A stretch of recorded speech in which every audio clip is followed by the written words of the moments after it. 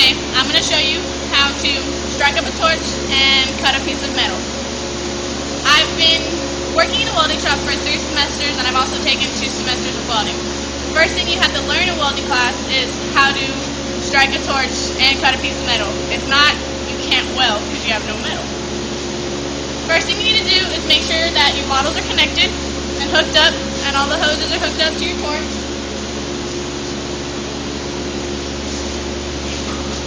After you make sure everything's hooked up, you're going to want to take a bottle with soapy water and check that there's no leaks. You're going to spray at each connection, the hose to the gauge to the bottle. And if it's leaking, it's going to have bubbles like this.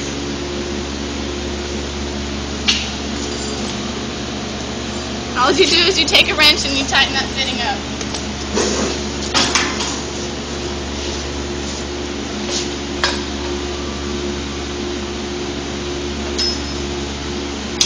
Spray it one more time, make sure that there's no leak. And there's not. And you're going to want to spray your torch for the same reason. Check the hose connections down here, up here, and the tip.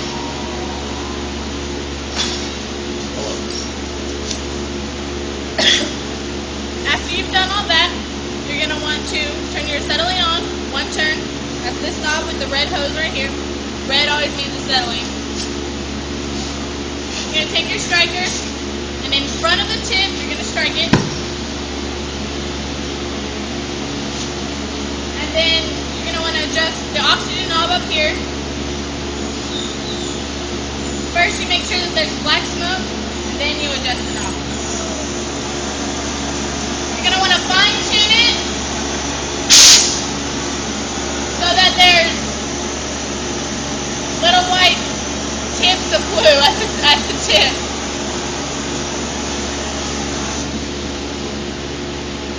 Before you cut, you always want to make sure that you're wearing the proper attire. You want to make sure you're wearing boots, jeans, a long t-shirt, that way you don't burn your arms, gloves, safety glasses.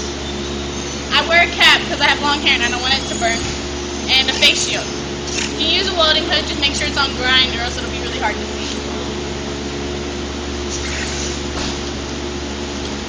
Make sure you already have your square design drawn out, whatever metal you're cutting. And then you do the same thing. Start your torch.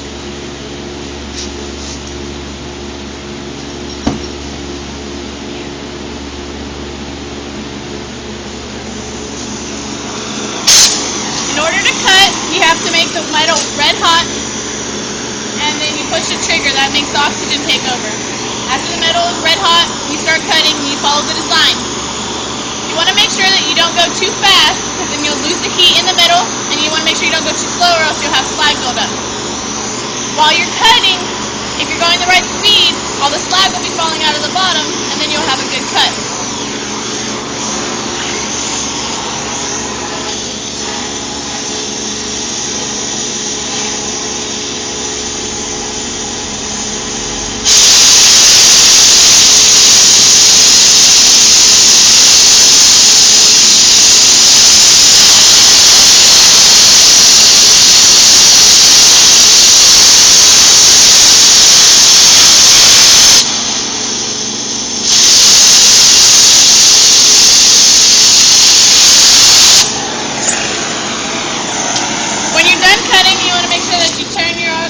Torch off, set it down, careful not to touch the tip.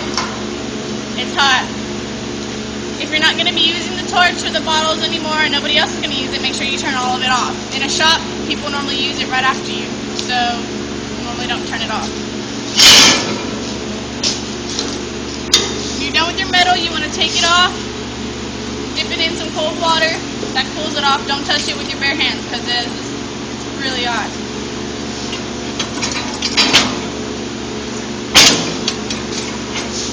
Come off right now. I didn't go fast enough to make sure that there wasn't a slag buildup. That's something you don't want to do. Practice does make perfect, and while you're operating any equipment, make sure you use safety precautions. You don't want to get hurt.